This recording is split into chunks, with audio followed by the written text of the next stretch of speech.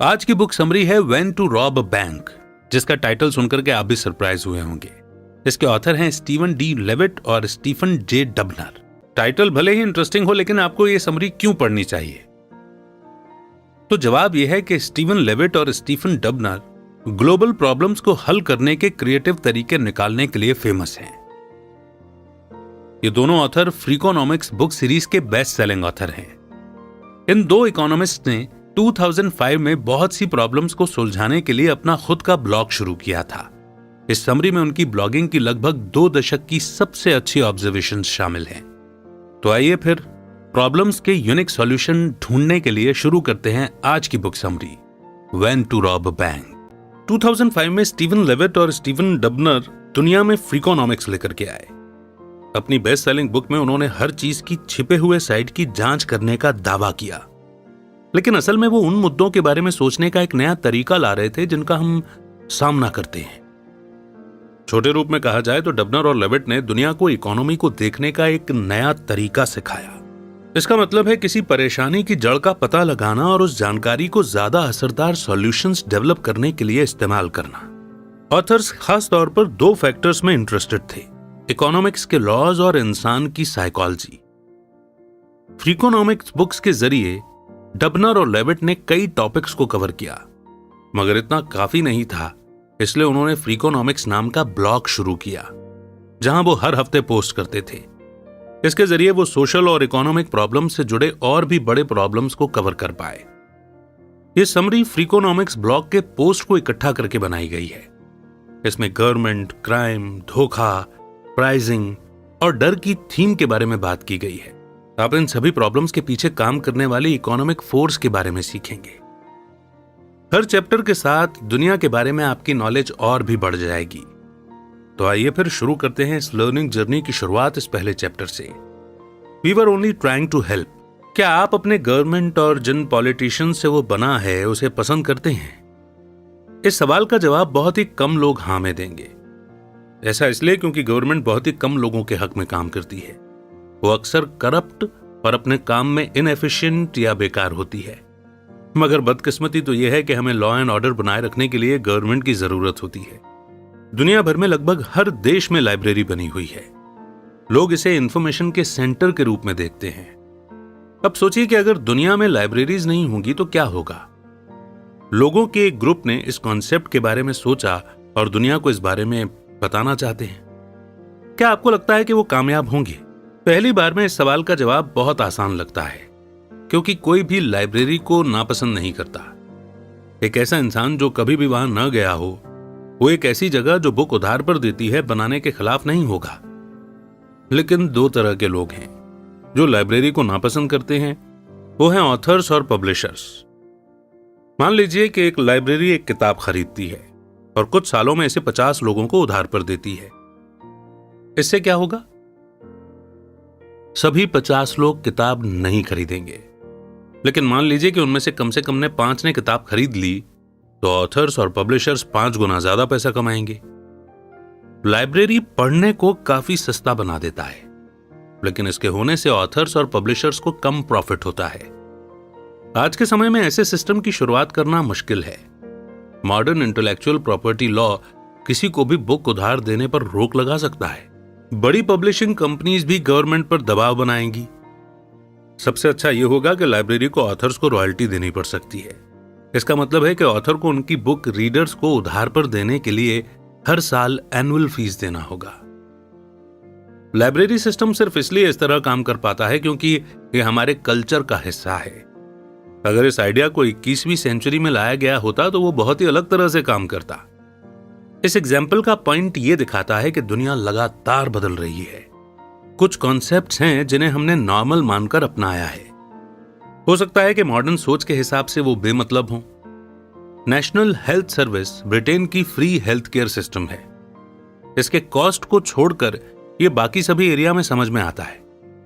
2021 तक ब्रिटेन के जीडीपी का लगभग 12% एनएचएस यानी कि नेशनल हेल्थ सिस्टम पर खर्च किया गया था। एनएचएस के खर्चों की बारीकी से जांच करने पर पता चला कि ये गवर्नमेंट को इतना महंगा क्यों पड़ता है। लोग सिर्फ इसके फ्री होने के कारण फ्री हेल्थ केयर सिस्टम का इस्तेमाल जरूरत से ज्यादा करते हैं। इसे हल करने का सबसे अच्छा तरीका क्या है? एक इकोनॉमिस्ट ने एक मॉडल सजेस्ट किया कि लोगों को पैसे दिए जाने चाहिए। उनके हिसाब से ब्रिटिश गवर्नमेंट को वहां रहने वाले हर आदमी को साल में 1000 पाउंड देना चाहिए। वो इस पैसे का इस्तेमाल अपने हेल्थ पर होने वाले खर्चों के लिए कर सकते हैं।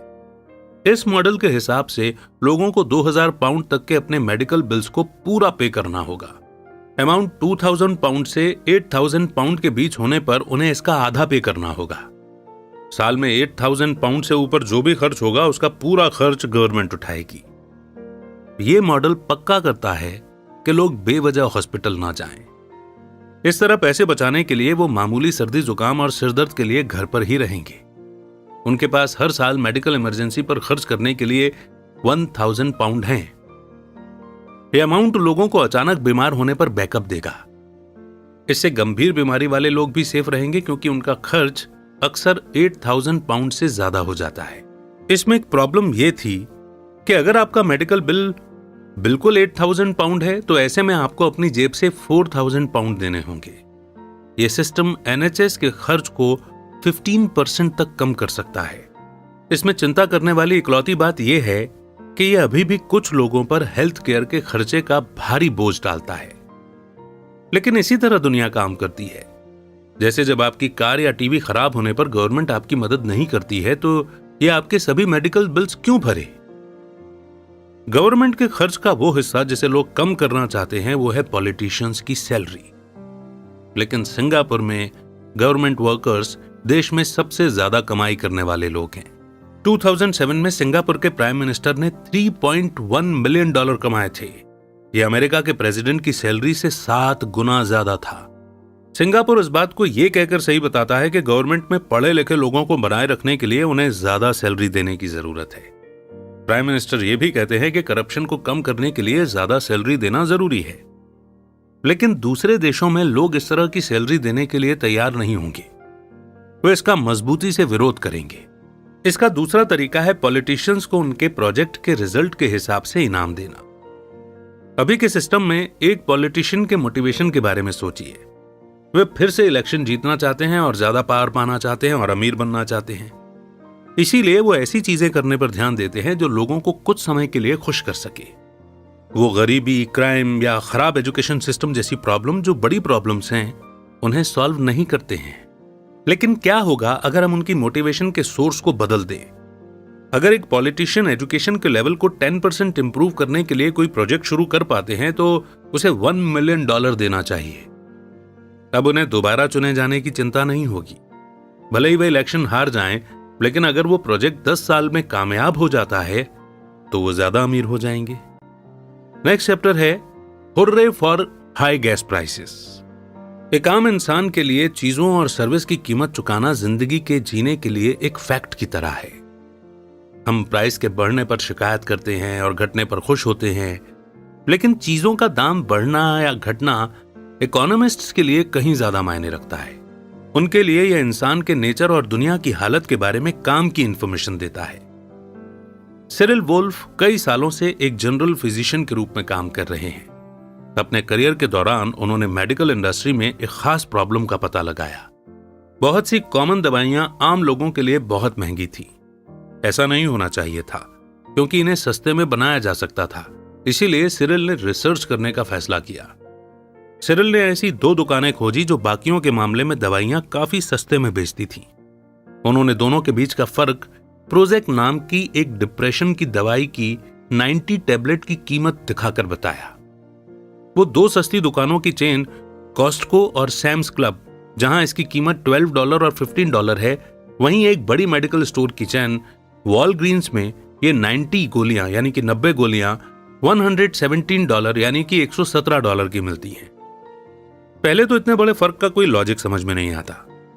भले कोई एक ही दवाई के लिए $100 ज्यादा क्यों देगा? आपको लगेगा कि अगर वॉलग्रीन्स ने अपने दाम नहीं घटाए तो उनका बिजनेस बंद हो जाएगा। लेकिन सच्चाई यह है कि वॉलग्रीन्स की सेल्स हर साल बढ़ रही है। सिरिल ने बताया कि कंपनी इस तरह से इसलिए काम कर सकती है क्योंकि उनके क्लाइंट्स बूढ़े हैं। बूढ़े लोग ज्यादातर उन दवाइयों के मार्केट प्राइस पर रिसर्च नहीं करते जिन्हें वो खरीदते हैं। बूढ़े लोग मान लेते हैं कि सभी दुकानों में कीमत एक जैसी ही होंगी, इसीलिए वॉलग्रीन्स उन लोगों को धोखा देता रहता है जो उनके पास दवाइयां खरीदने आते हैं। सिर्फ करंट प्राइस लोगों को मोटिवेट नहीं करता है। अक्सर बड़े कॉरपोरेशन फ्यूचर प्राइस पर पड़ने वाले उनके असर के हिसाब से फैसले लेते हैं। आइए हाल ही में हुई एक घटना को देखते हैं, जहां कुछ एम्प्लॉयज ने कोको कोला के सीक्रेट फॉर्मूला को चुरा लिया था। उन्होंने उस सीक्रेट को पेप्सी के एग्जीक्यूटिव्स को बेचने की कोशिश की, लेकिन रेसिपी खरीदने के बजाय पेप्सी ने उन्हें पुलिस में रिपोर्ट कर दिया। आपको क्या लगता है कि ऐसा क्यों हुआ? आखिरकार पेप्सी और कोको कोला एक दूसरे के कॉम्पिटिटर हैं। कोको कोला की रेसिपी को आम लोगों तक पहुंचकर पेप्सी किसी के लिए भी कोको कोला बनाना मुमकिन कर सकता था। इससे कोको कोला का बिजनेस आसानी से खत्म हो जाता। यहां पर मुद्दा यह है कि पेप्सी और कोको कोला में कोई फर्क नहीं है। मान लीजिए कि मार्केट में ज्यादा सस्ता कोको कोला आ जाता, तो सभी लोग उसे खरीदने लगते और फिर मुकाबला करने के लिए पेप्सी को अपने दाम कम करने पड़ते। उनके लिए कोको कोला से कंपीट करना ज्यादा फायदेमंद है। कम से कम वो अपने दाम को थोड़ा बढ़ाकर तो रख सकते हैं। अगर उस फॉर्मूला को लीक करना काम नहीं करता तो पेप्सी खुद कोको कोला की रेसिपी को इस्तेमाल कर सकता था। तो उसने ऐसा क्यों नहीं किया? यह बेकार साबित होता, क्योंकि पेप्सी और कोको कोला परफेक्ट सब्स्टिट्यूट्स बन चुके हैं। परफेक्ट सब्स्टिट्यूट्स वो दो प्रोडक्ट होते हैं जो कस्टमर को एक जैसी ही चीज ऑफर करते हैं। कुछ कंपनीज परफेक्ट सब्स्टिट्यूट्स को पसंद नहीं करती, क्योंकि इससे बहुत ज्यादा कंपटीशन पैदा होता है।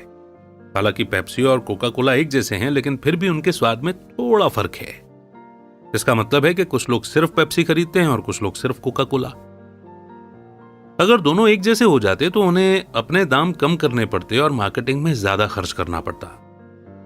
सुनने में यह अच्छा लगता है कि पेप्सी के एग्जीक्यूटिव्स सही चीज करना चाहते थे, लेकिन चांसेस ये हैं कि वो इकोनॉमिक्स के लॉ को समझते थे। कोको कोला के सीक्रेट को बाहर लाना दोनों ही कंपनियों को नुकसान पहुंचाता। उनके लिए एक दूसरे से कंपीट करते रहना ज्यादा फायदेमंद है। एक एरिया जहां कंपटीशन के कारण दाम कम होने के चांसेस बहुत कम हैं, वो है फ्यूल सेक्टर। फ्यूल का दाम बढ़ना अक्सर पूरी इकोनॉमी पर गहरा असर डालता है। इससे ट्रांसपोर्ट का खर्चा बढ़ जाता है, इसलिए जरूरी चीजों और सर्विस की कीमत भी बढ़ जाती है। तो फिर क्यों कुछ इकोनॉमिस्ट सच में चाहते हैं कि फ्यूल के दाम बढ़ें? इसके पीछे सोच यह है कि फ्यूल के दाम बढ़ने से सड़कों पर गाड़ियां कम होंगी। इससे कम से कम 3 फायदे होंगे। इससे ट्रैफिक जाम कम होगा, जिसके कारण लोगों का ट्रैवलिंग में समय बचेगा। इससे सड़क पर होने वाले एक्सीडेंट कम होंगे और जहरीली गैसों का निकलना कम होने से ग्लोबल वार्मिंग भी कम होगी। चलिए देखते हैं कि कैसे हर प्रॉब्लम इकोनॉमी पर असर डालती है। ट्रैफिक जैम के कम होने की अहमियत को समझने के लिए व्हीकल आवर्स नाम के कॉन्सेप्ट की जरूरत है। सबसे पहले आप किसी एक लोकेशन में हर गाड़ी द्वारा ट्रैफिक में बिताए गए घंटों को मापते हैं। उन घंटों को ऐड करने पर ट्रैफिक के कारण वेस्ट होने वाले समय को loss of vehicle hours due to traffic कहा जाता है। टेक्सास ट्रांसपोर्टेशन इंस्टीट्यूट ने एक बार यूएसए के 75 बड़े शहरों को स्टडी किया था। उन्हें पता चला कि सन 2000 में 3.6 बिलियन व्हीकल यानी कि कार, बस वगैरह ट्रैफिक में फंसे थे। इसका मतलब यह है कि कम से कम 21.6 बिलियन लीटर फ्यूल बर्बाद हुआ। हिसाब लगाया गया कि ट्रैफिक के कारण प्रोडक्टिविटी का नुकसान $67.5 बिलियन था। रोड एक्सीडेंट का क्या? एक रिसर्च पेपर ने रोड पर गाड़ियों और इंश्योरेंस कॉस्ट के बीच के कनेक्शन को स्टडी किया। उन्होंने पाया कि हर नई गाड़ी ने टोटल इंश्योरेंस कॉस्ट को $2000 तक बढ़ाया है। ग्लोबल वार्मिंग हमारी जिंदगी पर काफी असर डालती है और यह आगे चलकर भी असर डालना जारी रखेगी। अंदाजा लगाया गया है कि एटमॉस्फेयर में हर टन कार्बन हमें $43 का पड़ता है। अमेरिका में गाड़ियां हर साल लगभग 727 बिलियन लीटर पेट्रोल और डीजल जलाती हैं। इंसानों को यह कॉस्ट लगभग $20 मिलियन पड़ता है। ऊपर के खर्च को देखते हुए फ्यूल के दाम बढ़ने से हमें खुशी होनी चाहिए, लेकिन इस महंगे फ्यूल का एक छुपा हुआ नुकसान भी है। लोग अब मोटरसाइकिल जैसी फ्यूल बचाने वाली गाड़ियों यानी कि फ्यूल एफिशिएंट व्हीकल का इस्तेमाल ज्यादा करने लगे हैं और दुख की बात यह है कि इससे सड़क पर होने वाले एक्सीडेंट बढ़ गए हैं। 2014 की एक स्टडी ने दिखाया कि फ्यूल का दाम बढ़ने से कैलिफोर्निया में ही 800 मोटरसाइकिल से जुड़ी मौतें हुई हैं। नेक्स्ट चैप्टर है how to be scared of the wrong thing. क्या आपको पता है कि नशे में गाड़ी चलाना नशे में पैदल चलने से कम खतरनाक है, या फिर एक घोड़े की सवारी करना एक मोटरसाइकिल चलाने से ज्यादा खतरनाक है? लोग हर तरह की चीजों से डरते हैं, लेकिन अक्सर इन डरों को किसी सबूत या लॉजिक से सपोर्ट नहीं किया जाता है। आइए हम डेटा देखते हैं और तय करते हैं कि हमें किससे डरना चाहिए और किससे नहीं। पिछले कुछ सालों में मोटापा एक सीरियस चिंता का कारण बन गया है। जब हम इस प्रॉब्लम को एनालाइज करते हैं तब हमें 3 सवाल मिलते हैं, जिसका जवाब हमें मोटापे का हल ढूंढने के लिए चाहिए। मोटापा इतना ज्यादा क्यों बढ़ गया है? हम मोटापे को कम कैसे कर सकते हैं? क्या मोटापा सच में इतना खतरनाक है जितना लोग कहते हैं? पहला सवाल सीधा सीधा है। लोग पहले इतना नहीं खाते थे जितना वो अभी खा रहे हैं। आज हमारे पास कम दाम में टेस्टी खाने के अनलिमिटेड ऑप्शंस मौजूद हैं। मोटापा बढ़ने का एक और कारण है स्मोकिंग का कम होना। इन दोनों के बीच का कनेक्शन थोड़ा अजीब लग सकता है, लेकिन निकोटिन भूख कम करने के साथ साथ कैलोरी को भी जलाता है। इसलिए एक बार जब लोग सिगरेट पीना कम करते हैं तो यह माना जा सकता है कि वो ज्यादा खाने लगेंगे। दूसरे सवाल का जवाब भी सीधा है। मोटापा तब कम होगा जब लोगों का वेट कम होगा। आप अच्छा खाना खाकर और रोज एक्सरसाइज करके वेट घटा सकते हैं। हेल्थ और फिटनेस इंडस्ट्री कई बिलियन डॉलर की है। अमेज़न पर ज्यादातर बेस्ट सेलिंग बुक्स डाइट और एक्सरसाइज के बारे में होती हैं, लेकिन फिर भी मोटापा हर साल बढ़ता जा रहा है। आखिरी सवाल शायद सबसे जरूरी सवाल है। बहुत से ऑथर्स ने दावा किया है कि मोटापे की प्रॉब्लम को बहुत ज्यादा बढ़ा चढ़ाकर बताया गया है। एक ऑथर कहते हैं कि डॉक्टर हर साल 60 मिलियन अमेरिकन को गलत रूप से मोटा मान लेते हैं। डेटा से यह भी पता चला है कि मोटापे का असर दूसरी बीमारियों पर काफी कम पड़ता है। लेकिन एक केस ऐसा है जहां पक्के तौर पर मोटापा 20 लोगों की मौत का कारण बना है। न्यूयॉर्क में एक एक्सीडेंट हुआ था जहां 47 लोगों को ले जा रही एक बोट डूब गई थी। इन्वेस्टिगेशन से पता चला कि वो बोट बहुत ज्यादा लोगों को ले जा रही थी, लेकिन वो बोट कई सालों से 43 लोगों से ज्यादा लोगों को सेफली लेकर के जा रही थी। यहां प्रॉब्लम यह थी कि बोट ने सेफ्टी का लेवल तय करने के लिए लोगों को गिनकर हिसाब लगाया था। उन्होंने इस नंबर का हिसाब इस अंदाजे से लगाया कि एक इंसान लगभग 140 पाउंड के वजन का होता है, लेकिन एक्सीडेंट वाले दिन उस बोट में बैठे लोगों का एवरेज वजन 174 पाउंड था। जब बहुत सारे टूरिस्ट एक ही तरफ चले गए तो बोट का बैलेंस बिगड़ गया। कई गवर्नमेंट मोटापे से ज्यादा गैम्बलिंग यानी जुए से डरती हैं। कसिनो और स्पोर्ट्स गैम्बलिंग सेंटर को कड़ाई से चलाया जाता है। हाल में हुए एक ऑपरेशन में यूएस गवर्नमेंट ने 3 बड़े ऑनलाइन पोकर प्लेटफॉर्म को बैन कर दिया था। पोकर एक ऐसा कार्ड गेम है जिसमें लोग आमतौर पर पैसे लगाते हैं। गवर्नमेंट द्वारा चलाया गया यह ऑपरेशन 4 कारणों से बेमतलब लगता है। पहला कारण है किसी चीज की सप्लाई को रोक देना न के बराबर काम करता है। इसका सबसे अच्छा एग्जाम्पल है हेरोइन ड्रग्स। हेरोइन ड्रग्स पूरी दुनिया में बैन है, लेकिन फिर भी यह कई देशों में पाया जाता है। अमेरिका के लोग अभी भी ऑनलाइन पोकर खेलना चाहते हैं। जब तक डिमांड रहेगी तब तक नए प्लेटफॉर्म आते रहेंगे। दूसरा कारण है ऑनलाइन पोकर खेलने से रिस्क काफी कम होता है। उसमें कम पैसा लगाने की इजाजत होती है, इसलिए कसिनो की तरह आप एक रात में लाखों रुपए नहीं हार सकते। अमेरिकन को यह रिस्क उस एंटरटेनमेंट के सामने बहुत छोटा लगता है जो उन्हें पोकर खेलकर मिलता है। पोकर खेलने वाले अमेरिका में सेलिब्रिटी होते हैं। कम से कम 5 मिलियन लोग इसे रेगुलर तौर पर खेलते हैं। तीसरा, गवर्नमेंट के पास लोगों को ऑनलाइन पोकर खेलने से रोकने का कोई मॉरल कारण नहीं है। आखिरकार लोग रेगुलर कसिनो में पैसे लगाते ही हैं। यूएस की गवर्नमेंट खुद देश में गैम्बलिंग का सबसे बड़ा रूप लॉटरी चलाती है। गवर्नमेंट ऑनलाइन पोकर खेलने वालों पर टैक्स लगाकर उनसे पैसे कमा सकती है। उन पर रोक लगाना दोगलापन लगता है। आखिरी कारण है यूएस गवर्नमेंट कानूनी तौर पर पोकर पर रोक नहीं लगा सकती है। उनका कानून कहता है कि ऐसे गेम्स पर ऑनलाइन गैम्बलिंग लीगल है, जिसे अपनी स्किल से खेला जाता है। जहां पोकर में थोड़ी किस्मत की जरूरत होती है, वहीं पोकर को लगातार जीतने के लिए स्किल की जरूरत होती है। यहां तक कि पोकर का एक वर्ल्ड चैंपियनशिप भी होता है, जहां अच्छे प्लेयर लगातार अच्छा परफॉर्म करते हैं। पोकर और मोटापे से ज्यादा लोग अनजान लोगों से डरते हैं। हम अपने बच्चों को अजनबियों से दूर रहना सिखाते हैं, लेकिन क्या आपको पता है कि हर साल 2,03,900 किडनैपिंग्स विक्टिम के परिवार द्वारा की जाती हैं। इसके मुकाबले अनजान लोगों द्वारा किडनैप किए जाने का केस केवल 58,200 है, 58,200। इनमें से सिर्फ 115 पैसों के लिए अनजान लोगों द्वारा की गई किडनैपिंग है। ये 2 कहानियां बताती हैं कि अजनबी लोगों से डरने के पीछे मजबूत लॉजिक नहीं है। पहली कहानी ब्रूस पार्डो के बारे में है। इस शख्स ने सुसाइड करने से पहले अपनी पूरी फैमिली को मार डाला था। और दूसरी कहानी आतिफ इरफान के बारे में है, जिसे शक के कारण जबरदस्ती प्लेन से बाहर निकाल दिया गया था। ब्रूस रेगुलरली चर्च जाता था और लोकल कम्युनिटी का हिस्सा था, लेकिन उसकी शादीशुदा जिंदगी ठीक नहीं थी और आखिरकार उसका तलाक हो गया। किसी को नहीं लगा था कि ब्रूस को कोई प्रॉब्लम है। उस साल क्रिसमस पर वो सेंटा क्लॉज के कपड़े पहनकर अपनी पत्नी और बच्चों से मिलने गया। उन लोगों ने उसे घर में आने दिया जहां उसने सबका खून कर दिया। वहां आसपास रहने वाले लोगों को कभी नहीं लगा था कि ब्रूस ऐसा काम कर सकता था, लेकिन अब देखने से यह मानना आसान हो जाता है कि वो शायद गुस्सा या उदास रहा होगा या पागलपन का शिकार रहा होगा। वहीं आतिफ इरफान फ्लोरिडा जाने के लिए एयर ट्रेन की फ्लाइट में बैठा। वो अपने भाई से प्लेन में सबसे सेफ सीट के बारे में बात करने लगा। दूसरे पैसेंजर इरफान पर इसलिए शक करने लगे क्योंकि वो मुस्लिम था। कुछ लोगों ने इस बारे में एयरलाइन को रिपोर्ट की और इरफान को प्लेन से उतार दिया गया। उससे पूछताछ करने के लिए FBI के आने तक उसे एयरपोर्ट पर रखा गया। FBI को पता चला कि इरफान डेट्रॉइट में पैदा हुआ था। बाद में वो वर्जीनिया चला गया था, जहां वो टैक्स अटॉर्नी के रूप में काम करता था। वो छुट्टियां मनाने के लिए फ्लोरिडा जा रहा था। FBI को यकीन हो गया कि इरफान टेररिस्ट नहीं है। FBI के क्लियर कर देने के बाद भी एयर ट्रेन ने इरफान को अपने प्लेन में ट्रैवल करने की इजाजत नहीं दी। कई बार अनजान लोगों को लेकर हमारा डर लोगों के साथ गलत व्यवहार करवाता है, और कई बार हमारे परिवार और दोस्तों पर शक न करना मुसीबत लेकर आता है।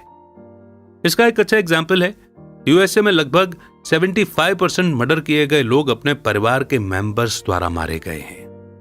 नेक्स्ट चैप्टर है if you are not cheating you are not trying. Cheat करना यानी धोखा देना इंसान के स्वभाव का हिस्सा है। इसके कई रूप होते हैं, जैसे झूठ बोलना या कानून तोड़ना। लोग आमतौर पर खुद को फायदा पहुंचाने के लिए चीट करते हैं, लेकिन क्या आपने कभी ऐसे केस के बारे में सुना है जहां कोई खुद को नुकसान पहुंचाने के लिए चीट कर रहा हो? मैक्सिकन सोशल वर्कर्स ने 2002 में एक वेलफेयर प्रोग्राम किया था। एप्लीकेंट्स को उन सभी एसेट्स को फॉर्म में रिकॉर्ड करके सबमिट करना था जो उनके पास थे। इसका फायदा जरूरतमंद लोगों को होने वाला था, जिसका नतीजा यह हुआ कि लोगों ने उनके पास जो एसेट्स थे उसके बारे में झूठ बोला। जैसे जिन लोगों ने कहा कि उनके पास कार नहीं है, उनमें से 83% लोग झूठ बोल रहे थे। ऊपर का एग्जाम्पल कुछ कुछ समझ में आता है, लेकिन कुछ गरीब लोगों ने जो तकलीफ वो सह रहे थे उसे छुपाने के लिए झूठ कहा। जैसे जिन लोगों ने कहा कि उनके घर में टॉयलेट है, उनमें से 39% लोगों के घर में टॉयलेट नहीं था। घर में नल से पानी की सुविधा होने का दावा करने वाले लोगों में से 32% लोगों के पास पानी की सुविधा नहीं थी। इतनी गरीबी में रह रहे लोग अपने हालात के बारे में झूठ क्यों बोल रहे थे? इसका एक कारण हो सकता है कि वो खुद को शर्मिंदगी से बचाना चाहते थे। इससे पता चलता है कि लोग सिर्फ फायदा उठाने के लिए चीट नहीं करते, कई बार वो सिर्फ अपने बारे में अच्छा महसूस करने के लिए भी चीट करते हैं। धोखा देने के कुछ मामलों में बड़ी खास बात भी होती है। आपको पता है कि धोखा देना गलत है, लेकिन आप उन लोगों की क्रिएटिविटी की तारीफ किए बिना नहीं रह पाते। इसका कमाल का एग्जाम्पल है मुंबई रेलवे सिस्टम। मुंबई की ट्रेन हर दिन 6 मिलियन लोगों से ज्यादा को लेकर सफर करती है, तो जाहिर सी बात है कि हर किसी के पास टिकट है या नहीं ये चेक करना आसान नहीं है। इसके बजाय ऑफिसर्स अचानक से ट्रेन में चढ़कर टिकट चेक करते हैं। बिना टिकट के पकड़े जाने पर लोगों को भारी फाइन अदा करना पड़ता है। इसीलिए बिना टिकट सफर करने वालों के एक ग्रुप ने अपना खुद का इंश्योरेंस प्रोग्राम बना लिया था। उन्होंने साथ मिलकर एक कंपनी बनाई और हर किसी ने कंपनी को 500 रुपए दिए। अगर कोई मेंबर बिना टिकट के पकड़ा जाता तो वो फाइन भर देते थे और फिर वे कंपनी को टिकट दिखाकर अपने पैसे ले लेते थे। फाइन सिर्फ इसलिए काम करता है क्योंकि लोग पकड़े जाने से डरते हैं। बहुत कम एनुअल कॉस्ट देकर बिना टिकट सफर करने वालों को कानून का डर नहीं रह गया था। अगर गवर्नमेंट चीट करने वाले लोगों जितनी क्रिएटिव होती तो हमें न जाने कितनी परेशानियों का हल मिल गया होता। रेलवे पर चीट करने से आम लोगों को कोई नुकसान नहीं होता है, लेकिन रास्तों पर चीट करना अक्सर परेशान करने वाला और कभी कभी जानलेवा भी होता है। सड़कों पर गाड़ियां जितनी ज्यादा बढ़ रही हैं, लोग सड़कों के रूल्स पर उतना ही कम ध्यान दे रहे हैं। इसका एग्जाम्पल है न्यूयॉर्क का फेमस हाईवे। हाईवे से बाहर निकलने के लिए ड्राइवर को एक लेन से होकर जाना पड़ता है। आमतौर पर उस लेन पर लंबी लाइन होती है। कुछ लोग एग्जिट तक दूसरी लेन पर चलते हैं और फिर लाइन काटकर इस लेन में आ जाते हैं। ये कानून का पालन करने वाले लोगों के लिए और देरी का कारण बनता है। एक दिन न्यूयॉर्क पुलिस ने एग्जिट के पास कुछ ऑफिसर्स को खड़ा कर दिया। नियम तोड़ने वालों को पुलिस के वहां होने की उम्मीद नहीं थी, इसलिए उन्होंने हमेशा की तरह हरकत की। इसका नतीजा यह हुआ कि 1 घंटे में 30 से ज्यादा लोगों को पकड़ा गया और फाइन लगाया गया। हर गाड़ी चलाने वाले का फाइन 115 यानी कि $115 था। इसलिए गवर्नमेंट ने हर घंटे $3000 से ज्यादा की कमाई की थी। फाइन आमतौर पर कानून तोड़ने वालों को कम नहीं करता है। ऐसा इसलिए क्योंकि पकड़े जाने के चांसेस अभी भी कम हैं। लेकिन हाईवे एग्जिट जैसी जगहों को टारगेट करना एक अच्छी स्ट्रेटेजी है। ये उन लोगों को सजा देता है जो अक्सर सड़क के नियम तोड़ते हैं। साथ ही इससे शहर और इसकी सड़कों को मेंटेन करने के लिए पैसे मिलते हैं। हम में से ज्यादातर लोगों ने कभी न कभी किसी न किसी एग्जाम में चीटिंग की होगी, लेकिन वॉशिंगटन डीसी में ऑफिशियल्स को हाल में टीचर्स का एग्जाम में चीटिंग करने का एक अजीब सा केस देखने को मिला। उन्हें इसका पता तब चला जब उन्होंने देखा कि स्टूडेंट्स के टेस्ट पेपर के कई जवाब मिटा दिए गए थे। इसके बजाय जो जवाब लिखे गए थे वे सभी सही थे। इसका कारण साफ था, न्यूयॉर्क सिटी काउंसिल ने स्टूडेंट्स के अच्छे ग्रेड के लिए टीचर्स को इनाम देना शुरू कर दिया था। तो नेचुरली उन्होंने स्टूडेंट्स के जवाब को बदलना शुरू कर दिया।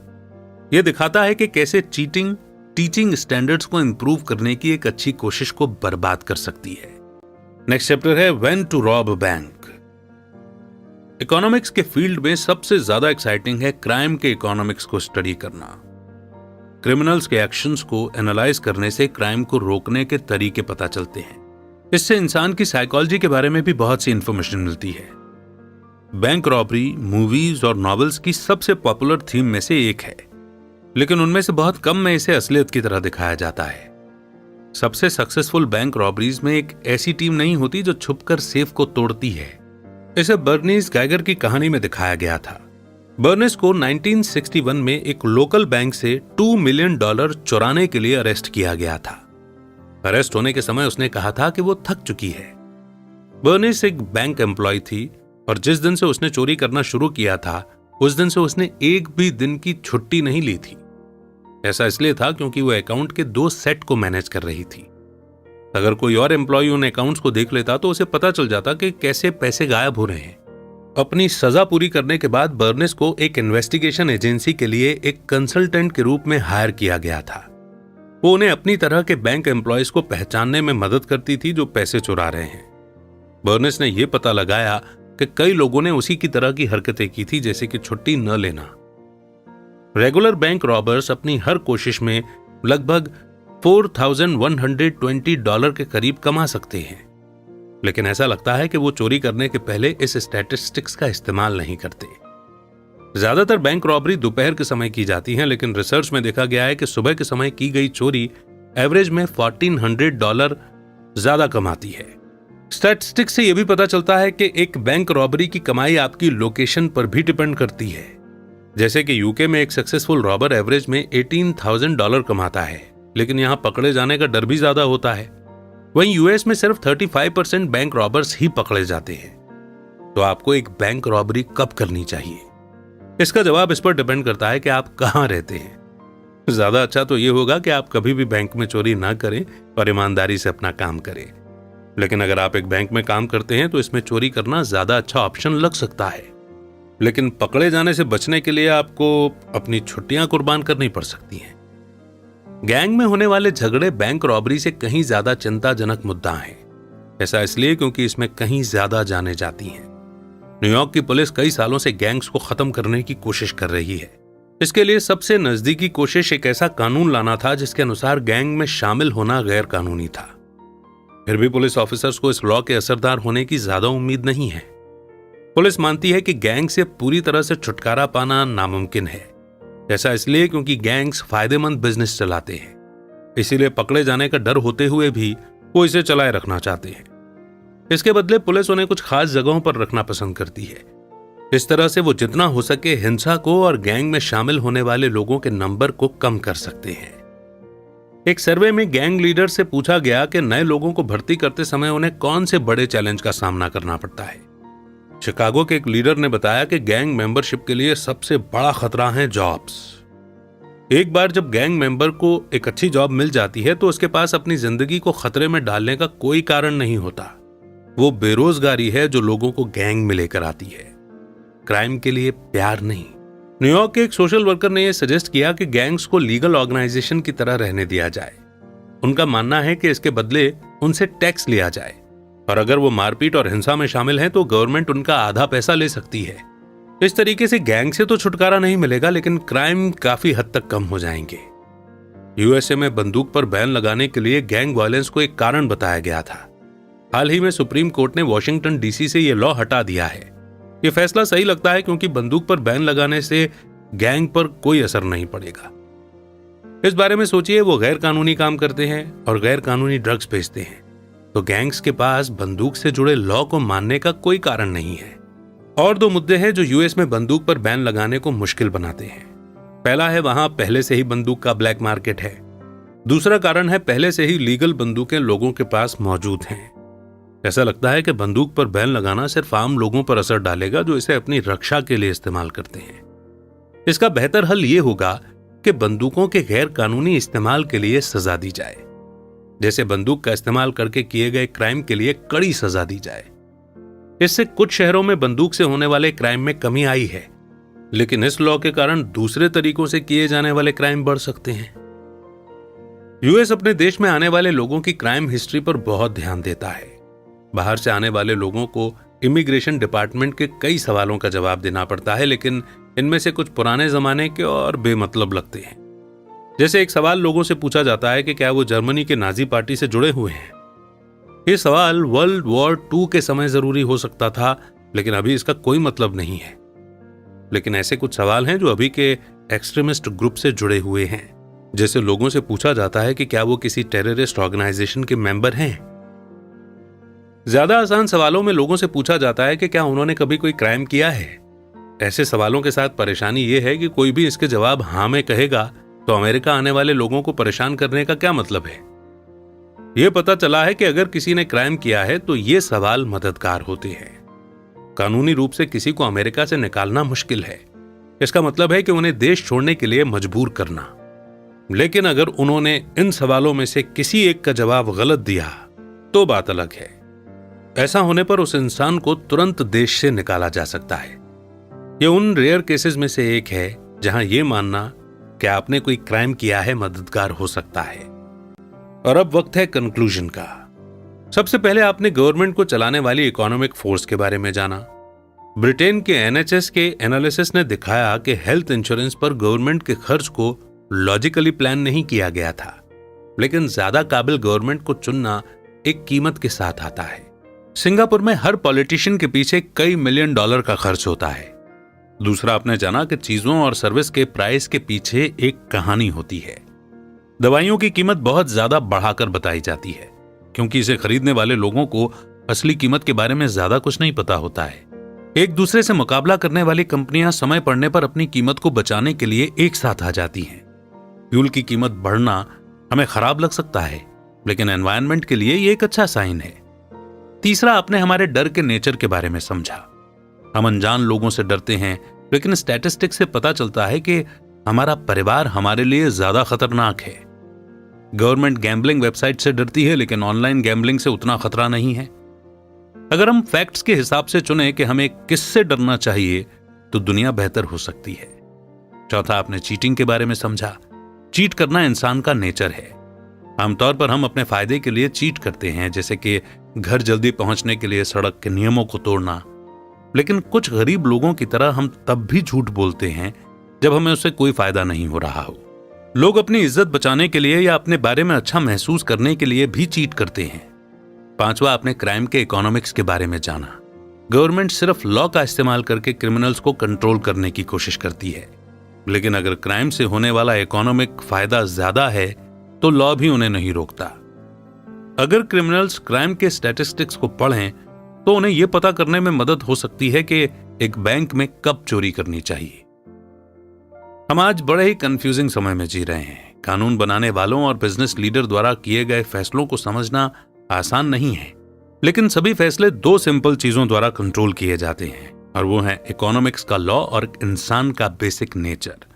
इन दो फैक्टर्स को लगातार एनालाइज करने से आप दुनिया को बेहतर समझ पाएंगे। इसी मोड़ पर यह समरी यहीं पर समाप्त होती है, लेकिन बहुत सारे आई ओपनिंग फैक्ट्स, स्टैटिस्टिक्स और किस्से भी शेयर कर जाती है। कौन सी बात आपको सबसे ज्यादा सरप्राइजिंग लगी, कमेंट सेक्शन में बताइएगा। और इस समरी से आपने क्या सीखा, वो भी एक पॉइंट जरूर लिखिएगा, आपके कमेंट का इंतजार रहेगा। नेक्स्ट बुक समरी आप कौन सी सुनना चाहते हैं, आप चाहे तो हमें यह भी सजेस्ट कर सकते हैं।